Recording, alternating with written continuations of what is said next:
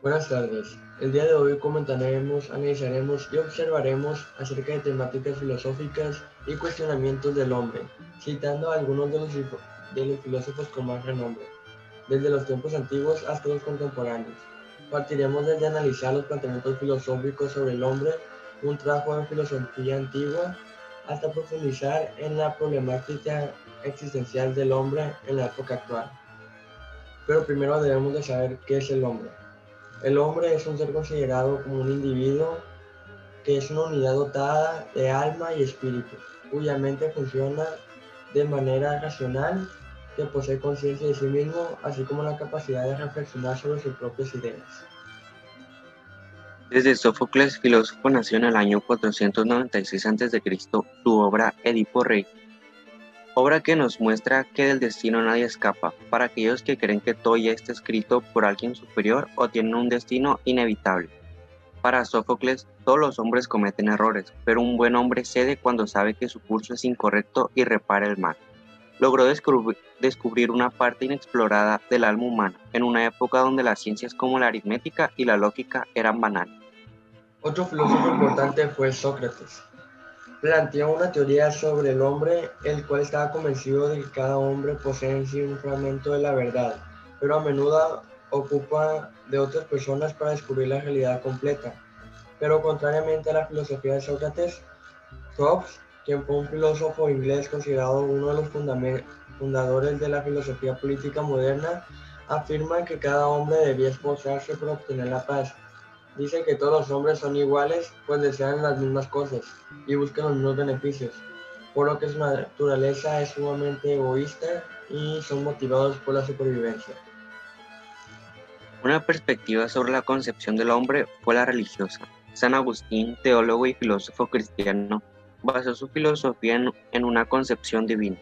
Afirmó que el hombre es un todo por la unión inseparable por el cuerpo y el alma. Esta última es creación de Dios, individual e inmortal. Por otro lado, Sigmund Freud trata de explicar las fuerzas inconscientes que lo motivan al comportamiento humano, es decir, aquellos conflictos que ocurren durante la niñez y afectan a los comportamientos del individuo.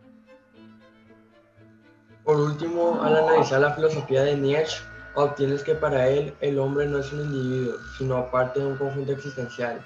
Se podría decir que es un producto de fuerzas distintas a él que no pueden controlar. Nietzsche propone un nuevo principio para el hombre, y Dios ha muerto es su característico grito de guerra.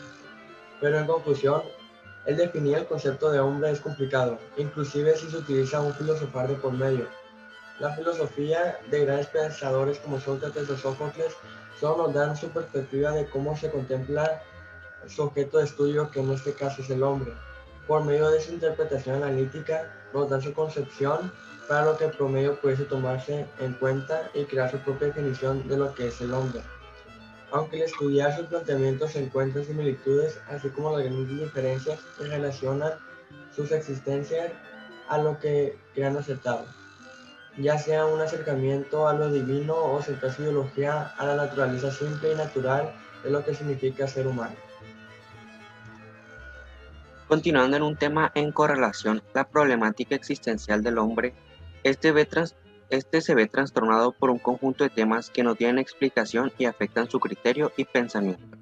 Comenzando por su existencia, tema que aborda la corriente del existencialismo. En el sentido general, el existencialismo es oscuro y un tanto confuso. No posee una definición teórica clara, sin embargo, la más acertada apunta hacia el movimiento físico. Su postulado fundamental es el ser humano en forma individual. Aportan y crean significado y definen su propia esencia. Otro tema controversial que define la existencia del hombre es la muerte, ya que éste vive al borde de ella. La certidumbre personal de la muerte nos humaniza, es decir, nos convierte en verdaderos humanos e inmortales. La muerte es personal e intransferible, es lo más individualizador y a la vez lo más igualitario. Es cierta e inminente, así como inescrutable. En todas partes y todos los tiempos, la religión ha servido para dar sentido a la muerte. Respecto al destino, el hombre no es nada más que su proyecto de vida. Es el conjunto de sus actos y que solo existe en la medida de que realiza su potencial, eligiendo diferentes acciones.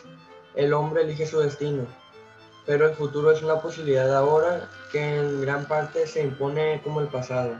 Pasado y futuro son sus circunstancias.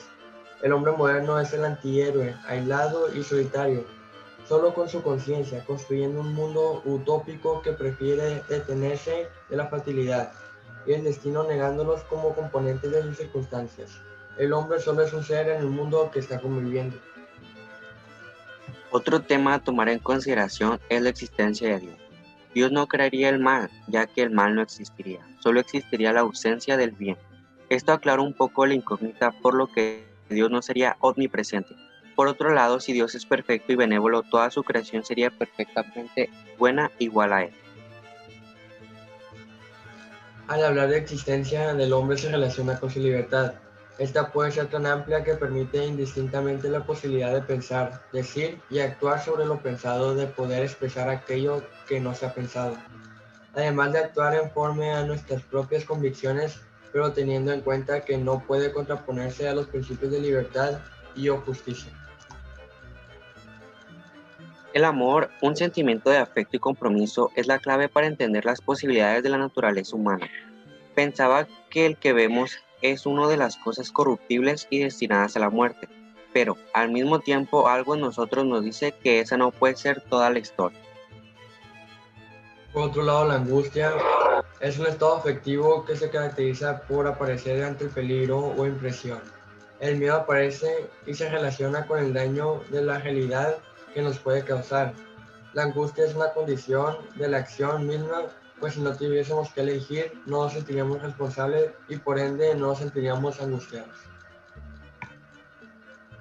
En conclusión, la filosofía es una herramienta para encontrar la respuesta al paradigma de la existencia humana, ya que desde la antigüedad el hombre se ha dedicado a filosofar y cuestionar su propia existencia en el mundo. Por ese motivo, el ser humano se ha encontrado con los problemas que refleja su propia existencia, ampliando el número de incógnitas sin respuestas en un marco concreto. Gracias. Muchas gracias por observar este video.